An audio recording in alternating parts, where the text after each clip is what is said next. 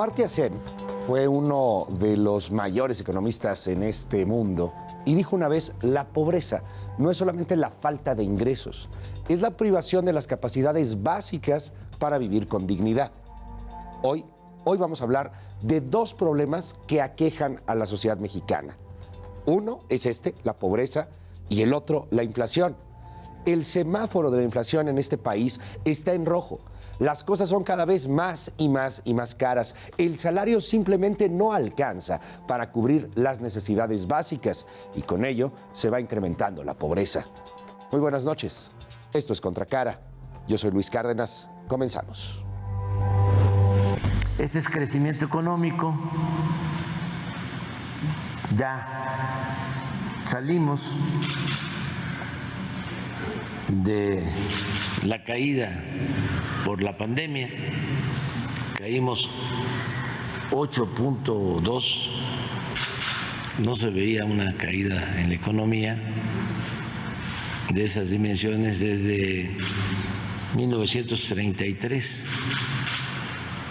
Este fue el daño de la pandemia, pero nos recuperamos y ya estamos en crecimiento. Estamos estimando 3 de manera conservadora. Solo en esto somos conservadores. Este es nuestro reto, la inflación, aunque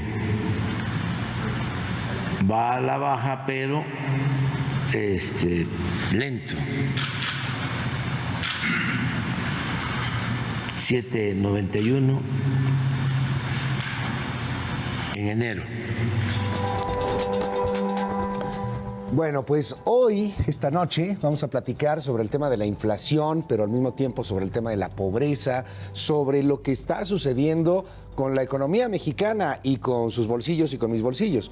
Porque mire, son todos estos datos y de pronto el presidente podrá decir algo y los economistas dicen otra cosa, pero la gente tiene la sensación de que las cosas simplemente ya no alcanzan, de que el salario no alcanza y las cosas están cada vez más y más caras. Para mí es un verdadero privilegio, un honor saludar en esta noche a Janet Quiroz Zamora. Ella es economista. Bienvenida, Janet. Gracias por estar con nosotros. Hola, encantada. Mucho gusto de compartir este espacio con ustedes. Muchas gracias. Es Janet Quiroz. Y también nos acompaña del Centro de Estudios Espinosa Iglesias, la investigadora Rocío Espinosa Montiel. Rocío, bienvenida. Muchas gracias. Muchas gracias por el espacio. Oigan, ¿qué les parece si definimos primero más o menos qué es inflación? Creo que todos lo sentimos, lo vivimos, pero uno se lo pregunta, digo, ustedes son estudiosas en el tema, ¿no? Pero uno se pregunta, ¿por qué las cosas siempre son más caras? ¿Por qué nunca termina por ser algo más barato? Digo, es rarísimo que algo termine por ser más barato. ¿Por qué se da la inflación, Janet? Así es, Luis. Pues es un fenómeno económico al que nos estamos enfrentando pues de manera muy importante en los últimos 2 años, y yo diría que se define como el incremento generalizado de los precios. O sea, es decir, no es suficiente con que aumenten algunos precios nada más, sino que tenemos que ver como lo que ha ocurrido, como lo decía en los últimos años, pues un incremento generalizado, en donde pues vemos que es un problema que afecta de manera generalizada a todos los habitantes de un país, ya que al final, o sea, pues enfrentamos una pérdida en el poder adquisitivo de nuestro salario. Ok. ¿Por qué suben los precios, Rocío, también? O sea, digo, porque lo vemos, lo sentimos, pero ¿por qué siempre todo es más caro? ¿Por qué todo es más caro de lo que era hace 10 años? A lo mejor es una pregunta complicada de poder responder, pero créeme que nos la hacemos mucho quienes no somos expertos en el tema. O sea, ¿por qué siempre todo sale más caro? Yo creo que parte de lo que tenemos que tener en mente es que somos economías globales. No somos un país, no somos una isla que está aislado de lo que pasa alrededor de nosotros, ¿no? Y justamente a estos 2 años, como mencionaba Janet, pues han sido bastante particulares, ¿no? Nos encontramos ante un fenómeno como la pandemia, que vino a cortar cadenas de suministros, ¿no? Por ejemplo, un poco lo que ha pasado con las crisis de los chips, ¿no? En China, cómo comprar un auto, ¿no? Si tú vas con tu maleta de dinero a cualquier agencia, no te van a dar un automóvil porque no hay suficiente, los suficientes suministros. No hay chips, los chips se utilizan ahora en día para los automóviles. Sí, eso es impresionante, ¿eh? Porque es impresionante. puedes llegar y no, con que te des el dinero, la tarjeta, el cheque, lo que quieras, no te lo voy a dar, no hay, te tienes que esperar, te vas a salir. Los tiempos de espera son 6 meses, un año, ¿no? Sí, para un automóvil, ¿no? Por un lado. Tenemos además a un año, ¿no? De un conflicto en Europa, esta guerra en Ucrania, nuestra invasión a Ucrania, la cual, bueno, pues lo que sabemos, ¿no? Que ha aumentado el precio de los energéticos y ha aumentado también, por ejemplo, el precio del maíz, ¿no? Entonces, son ciertas cosas que van cortando. También con los cortes de los suministros ha ocurrido, por ejemplo, por los transportes, ¿no? El transporte de las cosas, todo necesita transportarse, ¿no? Quizás hay algunas cosas que se producen a nivel local, pero no todo, ¿no? Entonces el transporte va sumando todo y eso va pues favoreciendo el incremento de los precios, ¿no? Y además nuevas tecnologías que van saliendo, nuevas cosas, ¿no? Que hacen que no sean los mismos. Déjenme tocar un tema un poco sensible, más en este país.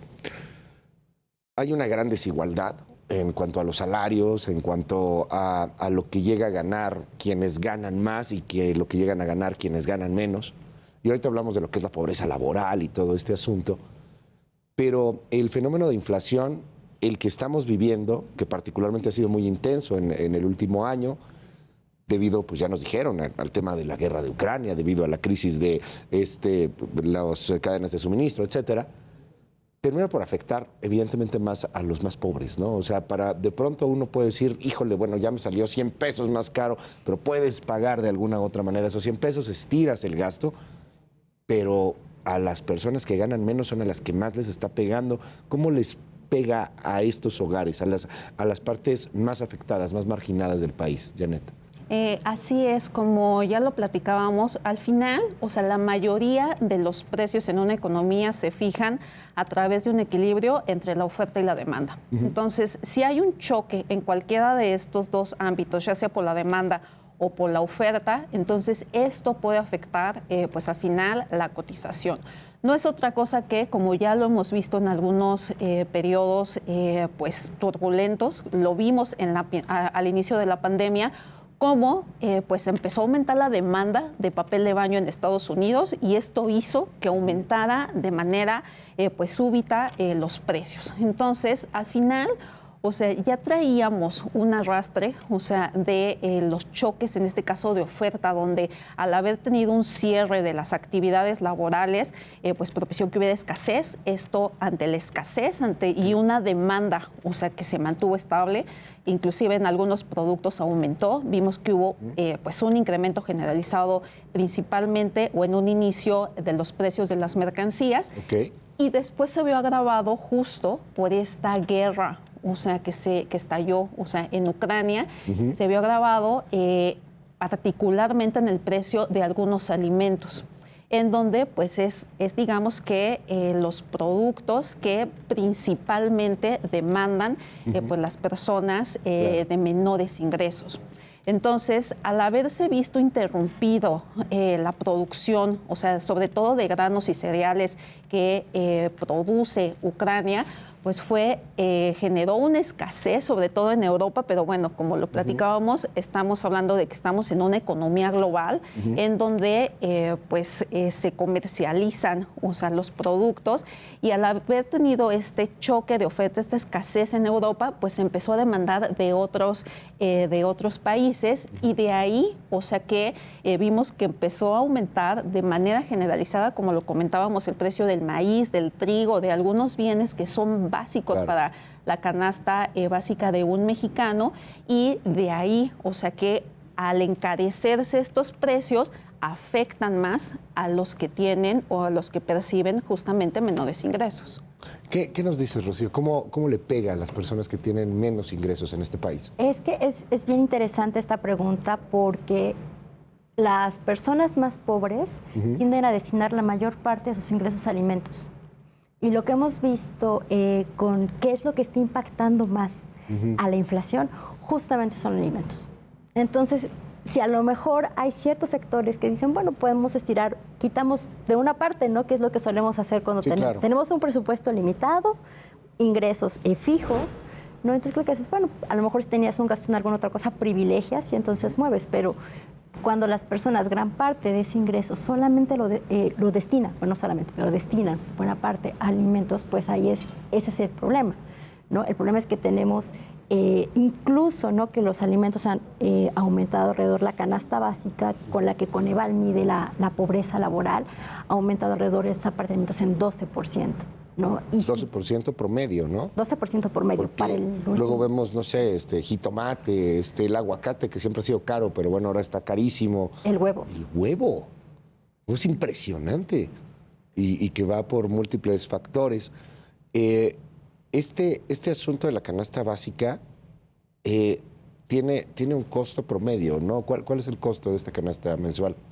El costo anda por arriba de los 120 pesos, si mal no me acuerdo, ¿no? Entonces, pero hay que considerar que es un precio promedio diario por persona, ¿no? Okay. Entonces, aquí, por ejemplo, veo que el salario promedio de los mexicanos laboral es alrededor de 6,400 pesos. Si a eso lo pensamos en un hogar que a lo mejor solo percibe un ingreso, ¿no?, en el que es ingreso para un hogar de 4 personas, pues ya cuando hacemos las matemáticas, las cuentas ya no salen. Sí, simplemente ya no da. Ahora bien, a nivel economía, esta inflación está generando más pobreza en México. Estamos viendo esta repercusión. Hoy hay más pobres de los que había antes de toda esta crisis de pandemia y luego de guerra y de tensión global. ¿Tiene? Pues me parece que con mediciones oportunas que ha dado a conocer Coneval, se ha registrado una ligera reducción, o sea, de la pobreza. Sin embargo, pues yo creo que aquí, o sea, lo que estamos viendo, pues es un esfuerzo mayor, o sea, por parte de la población para, pues tratar de, como lo comentábamos, de tratar de balancear o sustituir algunos productos por otros, en donde sin duda, o sea, yo creo que se ha privilegiado el gasto hacia pues bienes de primera necesidad. En este caso, pues los alimentos que han aumentado significativamente de precios, pero pues yo creo que a través de este balance es como se ha podido solventar, o sea, esta pérdida, o sea, del poder adquisitivo. Ahora, en términos generales, o sea, pues la actividad económica también ha venido recuperándose después del choque de la pandemia, de esta fuerte caída, esta fuerte contracción que vimos en 2020, de tal manera que para el cuarto trimestre del 2022, la economía ya alcanzó el tamaño que tenía antes de la pandemia e inclusive, o sea, registró un ligero aumento del máximo previo que se había registrado en el tercer trimestre del 2018. Entonces, de ahí, o sea que si bien, o sea, pues estamos enfrentando retos por un lado, por el lado de este incremento generalizado de los precios, también pues habrá que ver que la actividad económica poco a poco se ha venido restableciendo, también en buena medida apoyada por el desempeño de la actividad secundaria, más particularmente de las manufacturas, que también se han visto beneficiadas de la recuperación tan acelerada que observamos en la actividad económica de Estados Unidos. ¿Qué nos dice, Rocío? ¿Hay más pobres? Pues sí hay un ligero descenso en la pobreza laboral en este indicador Coneval, que tiene un poco más oportuno respecto a con datos del ENOE, ¿no? Que solamente considera los ingresos laborales. No es menor porque la mayor parte del ingreso de las personas proviene del trabajo. Sin embargo, vienen tiempos interesantes porque justamente para julio de este año el INEGI publica la Encuesta Nacional de Ingresos y Gastos de los Hogares y es la que nos va a dar realmente pues una fotografía del choque, del impacto del choque, porque es con datos del 2022 que vamos a ver la dimensión, que nos llegue el punto total del quiebre de la... O sea, ahorita todavía no podríamos decir a ciencia cierta que la inflación ha generado más pobres. En términos como de pobreza laboral, si solo consideramos el ingreso por trabajo, sí ha habido como un aumento, aunque todo parece indicar que viene para abajo, ¿no? Yeah. Pero vamos a tener una fotografía bastante interesante y quizás un poco más completa porque se consideran otras fuentes de ingresos, se consideran otras dimensiones en qué es lo que va a pasar. Hablemos un poco de este asunto de la pobreza, porque primero definámoslo, ¿no? O sea, ¿Qué es ser pobre en México? ¿Cómo medimos el asunto de quién es pobre, quién no es pobre, quién es clase media, por ejemplo? ¿Cómo se mide? Rocío. Por ejemplo, digamos que la pobreza laboral, que es uno de los datos más recientes que tenemos, hay una línea de ingreso, de referencia, que es una canasta básica alimentaria, y todas las personas cuyo ingreso laboral se encuentre por debajo de esa canasta alimentaria se consideran pobres en términos de lo que es pobreza laboral, que es ¿Quién no puede comprar la canasta para comer? Es pobre alimentario. Pobre extremo. Pobre extremo. Pobre extremo, ¿no? Y ya después hay una canasta complementaria que considera otros servicios, ¿no? Que son importantes de vivienda, educación, y eso es lo que se considera como otro tipo de pobreza, ¿no? Que no son los pobres extremos, ¿no? Okay. Son lo que son los pobres, ¿no? Y la verdad es que la medida que Coneval nos presenta de pobreza laboral, pues es muy dura, ¿no? Es muy dura porque lo que nos dice en ese punto es que las personas que trabajan, con el ingreso que perciben las personas que trabajan, no es suficiente para que puedan adquirir una canasta alimentaria, que no puedan alimentarse, ¿no? En promedio, ¿cuántos pobres hay en México? O sea, en cuanto a porcentaje de la población, es enorme, ¿no? Es alrededor del 38%. 38%. Con datos del cuarto trimestre de la ENOE. 38% del país. Sí. Wow. Que está en una situación de pobreza. Sí. No solamente pobreza extrema. Es pobreza extrema, es pobreza que no les alcanza su ingreso para... 38% pobreza extrema. Sí. O sea, 38% de las personas en este país no tienen para comer. Sí, sus ingresos no son suficientes para adquirir una canasta alimentaria. ¡Auch! ¡Qué dato! Digo, para percibir el tamaño de problema que tenemos. ¿Qué nos dice sobre esto, Janet? En este asunto se habla mucho de las clases medias, ¿no? De repente estamos en un circulito muy pequeño y no nos damos cuenta de esta realidad de un país que vive en la pobreza de manera tan alarmante, tan dolorosa, tan lacerante. Claro, pues yo creo que el dato definitivamente pues es bastante alarmante. O sea, el dimensionar que el 38% de la población se encuentra en esta situación, pues yo creo que justo, o sea, lo que propicia es pues tratar, o sea, de seguir haciendo pues los esfuerzos que se deban de hacer para pues tratar de reducir esta inflación. Porque pues estamos hablando de que pues estas cifras, o sea, como lo comentábamos, o sea, son al cuarto trimestre del 2022, pero pues la inflación sigue siendo elevada, o sea, y lo que implica al final del día, o sea, es que los precios siguen aumentando.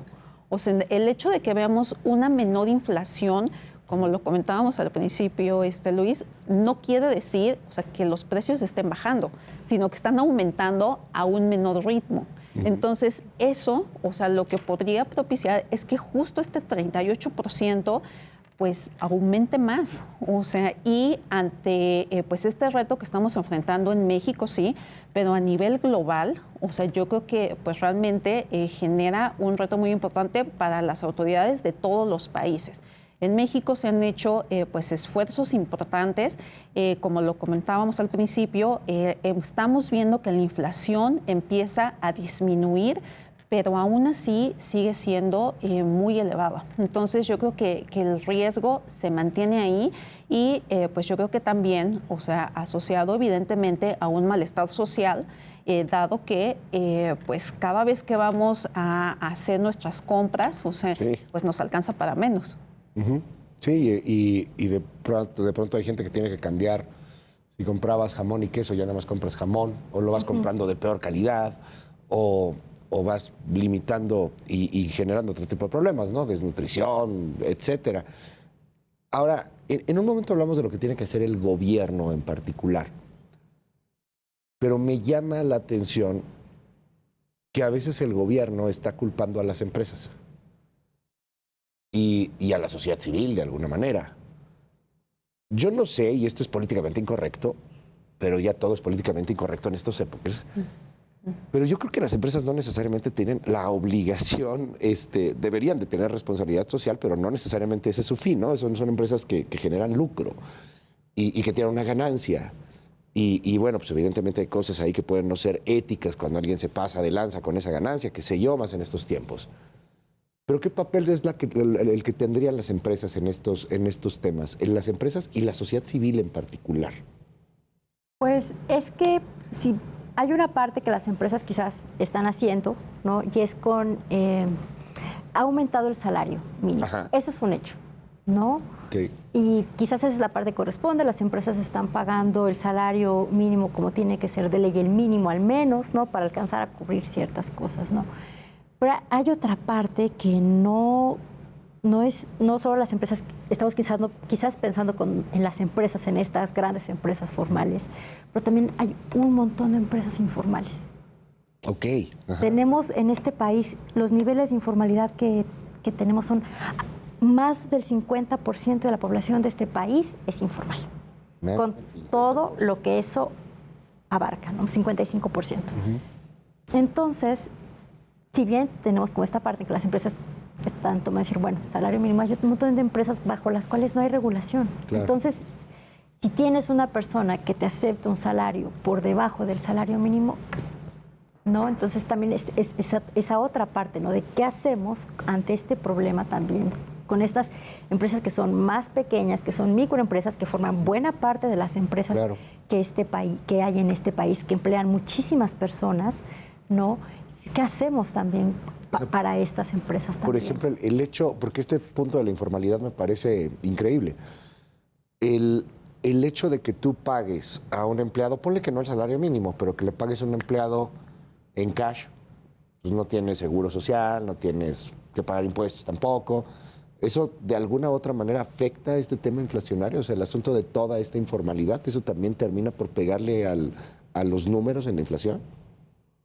No sé si como tal cual, como en esta parte como de solo dar por cash, no, pero sí está afectando el hecho de que las personas puedan percibir un ingreso mínimo, ¿no? Eso sí es un hecho, ¿no? Que las empresas... Y esa es como una parte, tenemos como esa parte de los informales que tú mencionas, ¿no? Los que a lo mejor les pagas, no sé, trabajan. Un empleado de cafetería, por ejemplo, es un negocio pequeño, le das la quincena o el mes y tal cual.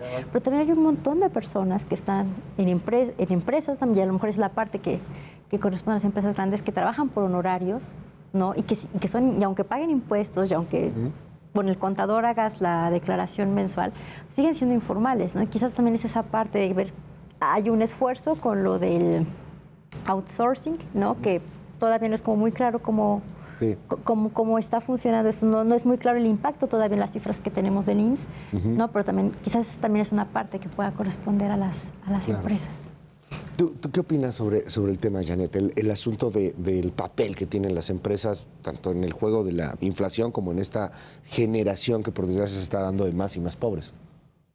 Pues mira, yo creo que al final, o sea, las empresas también están enfrentando más costos. Okay. O sea, por ejemplo, hemos visto un incremento significativo en los precios de varias materias primas. Entonces, pues es un hecho que al final, pues también tienen que cubrir por lo menos sus costos.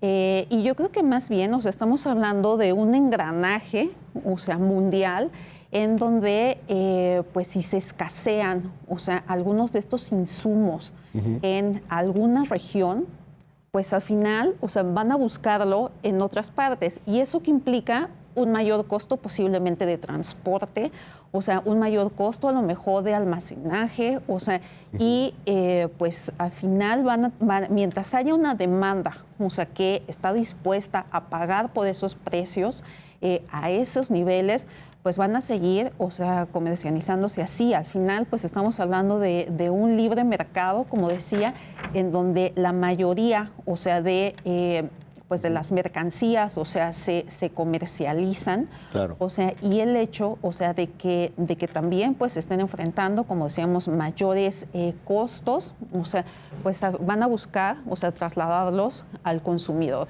De ahí, o sea, que pues resulta justo muy importante el que midamos también la inflación al productor, o sea, que pues es un indicador que en México también mide INEGI y que también se da a conocer en diversos otros países, porque de alguna manera es una especie de termómetro para tratar de determinar, o sea, lo que va a suceder hacia adelante. Y de hecho, pues existen, o sea, estudios estadísticos en donde claramente se observa que si los productores o los empresarios están enfrentando menores costos, esto a lo lapso de algunos meses se traslada al consumidor. Entonces, aquí la buena noticia es que pues hemos visto que en México la inflación justo al productor ha disminuido de manera importante. Inclusive en febrero se presentó una deflación, o sea, lo que implica que ahí sí, o sea, disminuyeron los precios, con lo cual podríamos esperar que hacia adelante, como lo estamos viendo,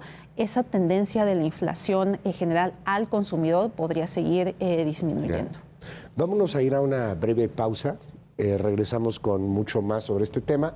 Pero antes, yo nada más quiero plantear aquí una de las preguntas que me hacen desde el auditorio y regresamos para contestarla. ¿El hecho de que suba la inflación también afecta el crecimiento económico del país? Porque de repente se presume, no, pues vamos a crecer al 3, al 4, al 5%. Pues sí, pero tuviste una inflación muchísimo más alta. O sea, ¿eso influye o no influye?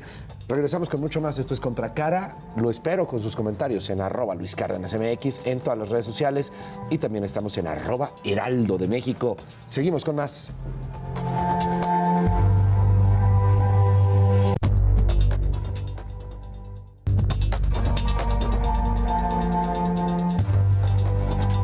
Seguimos en Contracara, gracias por las preguntas que nos hace llegar a través de nuestras redes sociales. Se las repito, es @LuisCárdenasMX y estamos también en @Heraldo Televisión. En todas las redes sociales, ahí nos encuentra. Oiga, a ver, nos fuimos con esta pregunta que me parece muy pertinente. ¿Qué pasa? ¿La inflación, o sea, una alta inflación, se pelea con un crecimiento económico, Rocío? Pues no, pero van de la mano, ¿no? El punto es, al final del día, de hecho, lo que ha pasado, ¿no? Hemos seguido creciendo, ¿no? Hay indicadores, quizás no tanto como estaba proyectado previo a la pandemia, ¿no? Pero la economía sigue generando, sigue todo. El problema es el ritmo al que crece uno y el ritmo al que crece otro. En este caso, la inflación está superando, pues por mucho, en términos porcentuales, el crecimiento del país. Y entonces, si crece más la inflación y tenemos menos crecimiento, pues evidentemente el impacto que va a tener en nuestros salarios va a ser mucho menor. Y digamos que vamos a seguir quedándonos un poco cortos, ¿no? En términos de los ingresos. Te aumento 100 pesos, pero pues ahora las cosas cuestan 200 pesos más caro, ¿no? Pues salió peor. O sea, no importa y así te puedes llevar un buen de incrementos, pero pues nunca vas a alcanzarlo. Oigan, ¿tú qué opinas sobre ese tema, Janet? Pues me parece, coincido con los comentarios de Rocío en el sentido en el que pues no hay mejor escenario que el crecer con una inflación estable. Porque al final, o sea, el que los precios estén aumentando, o sea, al ritmo en que lo están haciendo, genera mucha incertidumbre tanto para los consumidores como para los inversionistas, digamos, para todos los actores económicos que están integrados en un país. O sea, pues realmente no propicia que haya pues una planeación adecuada. O sea, el que veamos que pues hoy vamos al súper y nos alcanza para comprar 5 cosas, pero vamos en 2 semanas y ya nos alcanza para 4. O sea, pues realmente, o sea, lo que está generando es que, como lo hemos venido platicando a lo largo de la mesa, o sea, que haya, digamos, una distinción entre los productos, o sea, que se consumen y no. Y esto lo que puede propiciar a su vez es que haya pues un comportamiento heterogéneo entre los distintos sectores de la economía, en donde si bien generalmente ante un choque fuerte económico pues vemos que los sectores que muestran mayor resiliencia son los asociados a alimentos, o sea, otra vez a los que están pues enfocados a las necesidades básicas, otros más, o sea, sí pueden enfrentar mayores retos, porque justo disminuye el consumo, la demanda de estos bienes, ya que pues no alcanza para comprarlos. Claro. Entonces, yo creo que pues al final, o sea, sí tiene un impacto significativo, sin duda, o sea, en un crecimiento sostenido a largo plazo de la actividad económica. Déjenme cambiar un poco el tema y entrar a situaciones un poco más escabrosas, ¿no? Y no se trata de politiquería y no se trata de ser a favor o en contra, sino pues de platicarlo abierta y francamente. El presidente López Obrador ha presentado este plan antiinflacionario, inclusive ha tratado de llevar el plan antiinflacionario a América Latina. A Perú no, porque estamos peleados con Perú, entonces, bueno, ya de entrada ahí la cosa empieza a sonar un poco rara. Esto fue lo que dijo el presidente al respecto del tema en los últimos días. Escuchemos. Vamos a llevar a cabo un plan antiinflacionario de ayuda mutua para el crecimiento, para el intercambio económico comercial con países de América Latina. Ya van a empezar a trabajar los cancilleres, los secretarios de Hacienda, de Economía, de Comercio, para buscar intercambios en exportación, importación de alimentos y de otros bienes con el propósito de enfrentar la carestía de la vida. Quedamos con Lula de que por qué no hacíamos una especie de encuentro virtual de esas que se acostumbran ahora por videoconferencia, que sería el 5 de abril a las 10 de la mañana, hora de México, es a la 1, hora de Brasil, para intercambiar puntos de vista y unirnos, ayudarnos mutuamente y enfrentar el problema inflacionario. Hay muchas oportunidades para el intercambio económico comercial. Podemos intercambiar quitando aranceles. Bueno, este es el de este año, pero desde el año pasado empezó este plan del gobierno, el plan antiinflacionario.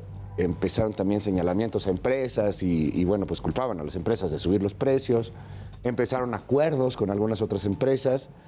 Y lo que veo es pues un resultado que no se percibe mucho en el bolsillo de la mayor parte de los mexicanos. ¿Qué nos dices, Rocío, de lo que está haciendo el gobierno con estos planes antiinflacionarios? ¿Funcionan en algo? ¿Funcionaron en algo?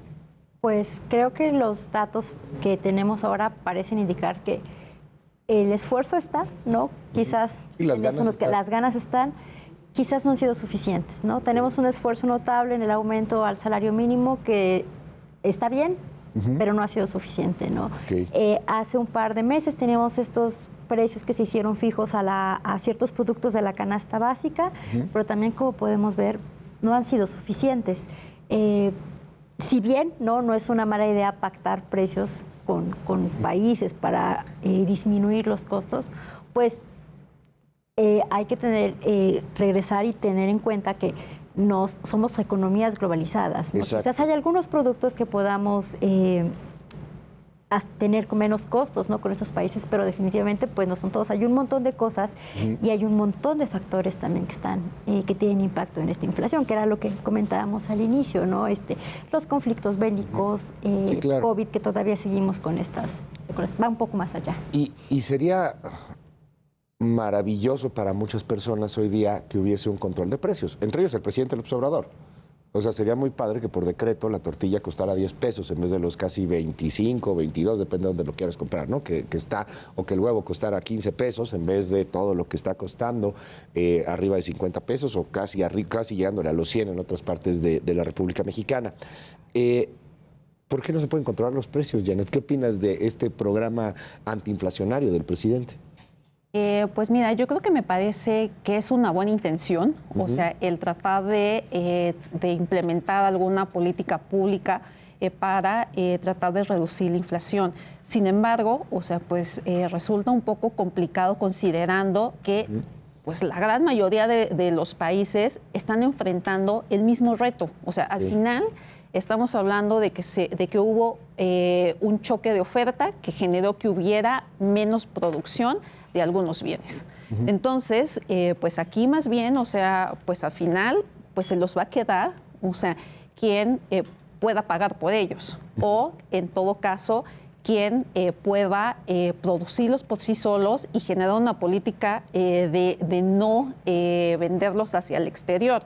Un esfuerzo de este tipo se hizo con el PASIC, o sea, que se anunció el año pasado, en donde si bien, o sea, no se tienen métricas exactas sobre cuál fue su impacto, o sea, cuál fue pues realmente el beneficio de este programa, porque pues es difícil de medir todas estas políticas que se implementaron. Sin embargo, pues yo creo que en lo que coinciden la mayoría de los economistas, inclusive pues Banco de México ha señalado en este sentido que si no se hubiera al menos, o sea, otorgado este subsidio a la gasolina que genera choques de segundo orden, y con esto me refiero a que hay un contagio, o sea, hacia otros productos por el costo de transporte, la inflación seguramente en México hubiera sido de doble dígito. Algo que no ocurrió, o sea, vimos que esperemos que ya se haya alcanzado un pico en un nivel pues mucho menor a lo que enfrentaron, por ejemplo, varios países de América Latina, en donde no se dieron al menos este tipo de estímulo ni en Estados Unidos. El pico inflacionario en este ciclo, o sea, fue más alto en Estados Unidos que en México. Entonces, como te digo, será difícil de medir. Este anuncio que se hizo recientemente sobre generar acuerdos comerciales con otros países, pues igual habrá que conocer un poco más de información para saber si efectivamente esto puede propiciar que haya pues una reducción de precios. Porque al final México pues ya tiene firmados muchos pactos comerciales.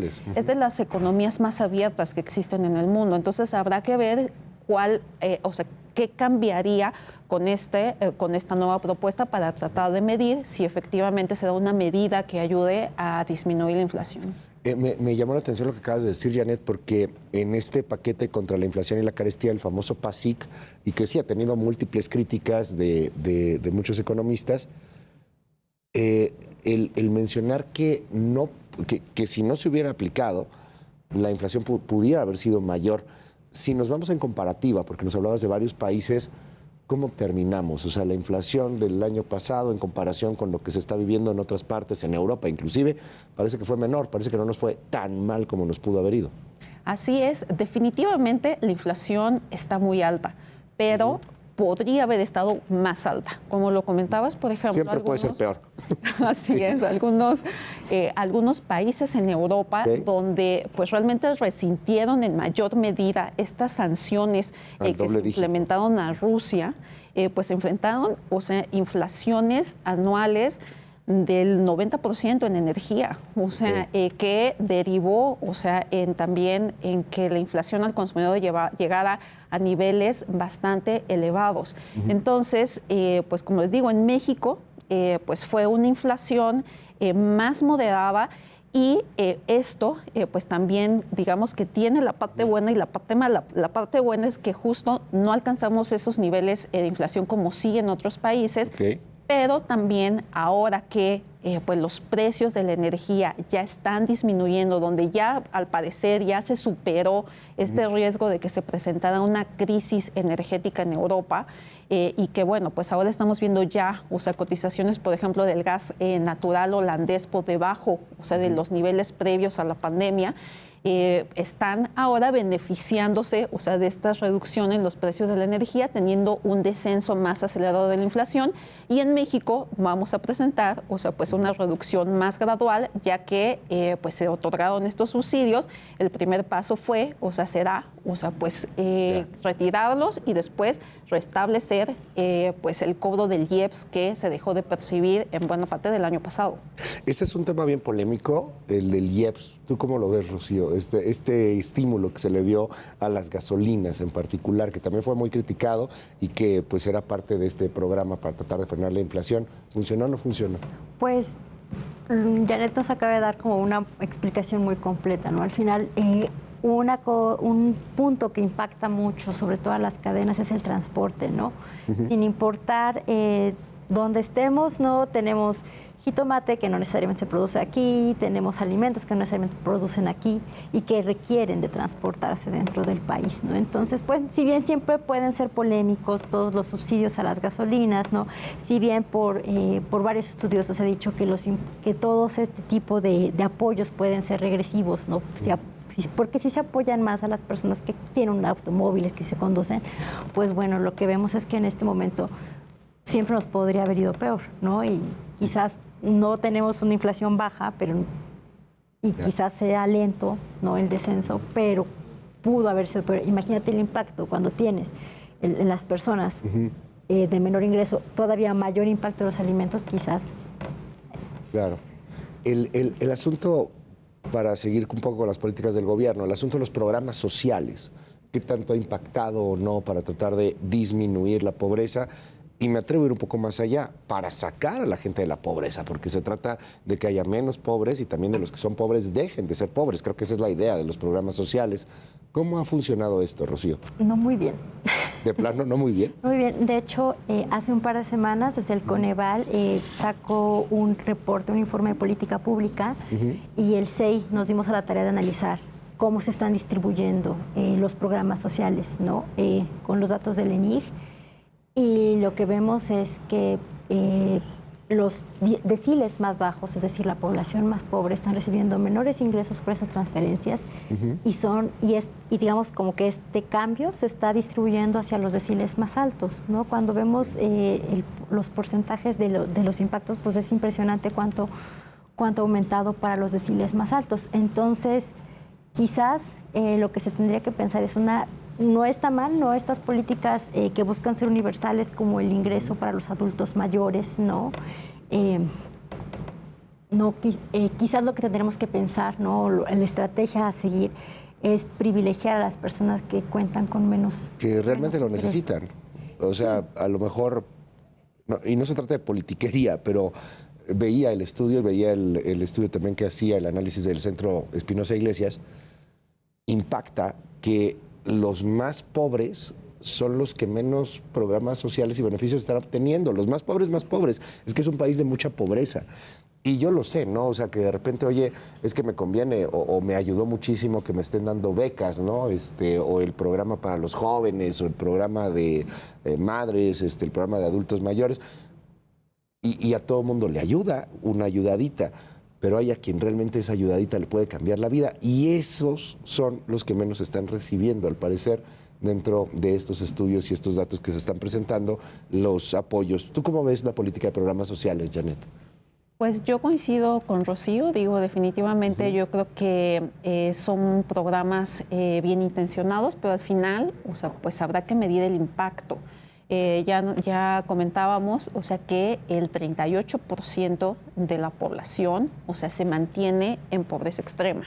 Entonces, pues yo creo que ahí está el reto, más bien, o sea, el generar, yo creo que pues las oportunidades para que estas personas, o sea, puedan tener un ingreso que les permita, pues al menos tener, o sea, ingresos para poder consumir esta canasta que nos describía Rocío.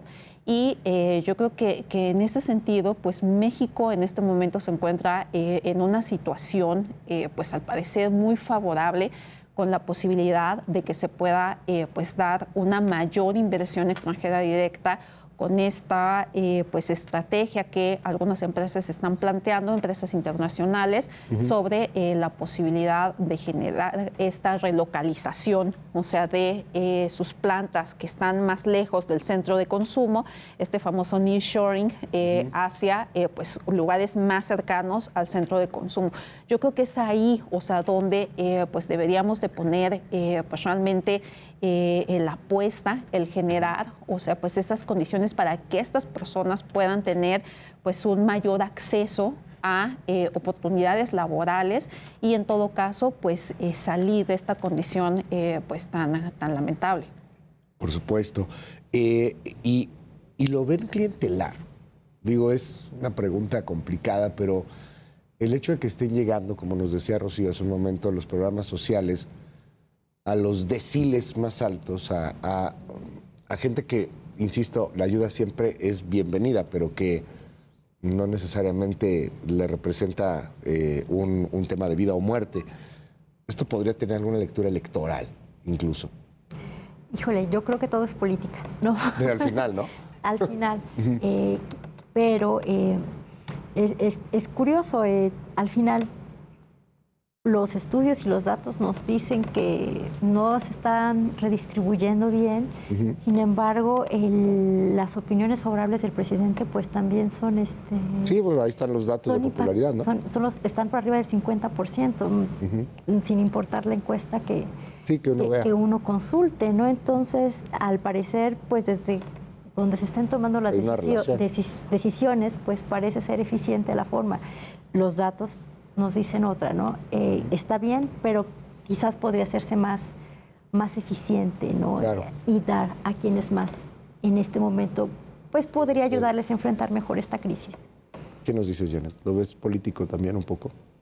Pues yo creo que forma parte, igual coincido con Rocío, con pues una política pública en donde yo creo que aquí habría que pues evaluar, o sea, si pues esta forma de distribuir estos apoyos es la manera más eficiente, o si, como tuvimos en otras administraciones, había programas también pues dirigidos justo a este sector de la población, y en todo caso pues conocer, o sea, cuál es pues el programa más eficiente. O sea, yo creo que sin duda pues organismos internacionales pues igual han recomendado que se den pues algunos apoyos, que se den estímulos, sobre todo al sector de la población más vulnerable, pero pues asumiendo, o sea, que sin duda corresponde a una política pública que debe de seguir cualquier país. O sea, yo creo que aquí, o sea, el reto está en dirigirlo justamente pues a las personas, este sector, o sea, que realmente lo necesite. Para cerrar, Janet, ¿cómo ves el cierre del año? ¿Cómo ven este cierre? ¿Con qué números? Son pronósticos a final de cuentas. ¿Cómo crees que cerramos en inflación y en crecimiento? Pues yo creo que se viene una temporada más complicada en cuanto a la actividad económica. ¿Todavía más difícil? Así es, o sea, considerando que las tasas de interés pues siguen aumentando en México y en todo el mundo. Entonces, esto lo que va a propiciar al final del día va a ser que haya una desaceleración de la demanda agregada, tanto por el lado del consumo como del lado de la inversión, e inclusive existen varias proyecciones sobre la posibilidad de que se presente una recesión en Estados Unidos, lo cual sin duda pues terminaría afectando a nuestro país. De acuerdo con los tiempos, estaríamos pensando que esto podría pues presentarse en la segunda mitad del año, y de ahí que pues estamos esperando que el PIB de México crezca por debajo de los niveles que lo vimos en 2021, y en cuanto a la inflación, pues también estamos esperando que la trayectoria, si bien posiblemente va a ser heterogénea, lo que implica es que pues algunos meses veremos que esta puede presentar algún repunte. Hacia lo largo pues se da la tendencia a la baja, con lo cual podría estar cerrando más cercano a niveles del 5%. Gracias, Janet Quiroz, por estar aquí con nosotros. Buenas noches. Muchísimo gusto. Gracias a ustedes por la invitación. Muchísimas gracias. Para cerrar, ¿cómo ves el año? ¿Cómo cerramos? Los datos, sin duda alguna, bueno, esta inflación a la baja, ¿no? Que son proyecciones también entre el Banco de México, ¿no? Pero pues veamos qué pasa en las cifras de pobreza. Hay un ligero descenso, ¿no? En lo que es en términos de pobreza laboral, pero digamos que no serán descensos drásticos, ¿no? Se vienen cifras en julio de pobreza, la pobreza multidimensional, no he considerado muchas dimensiones, y habrá que estar atentos en qué es lo que pasa ahí. Muchísimas gracias, Rocío Espinosa, gracias por estar aquí con nosotros. Gracias por el espacio. Y muchísimas gracias a usted por acompañarnos. Pásela muy bien, bonita noche. Nos vemos pronto. Bye bye.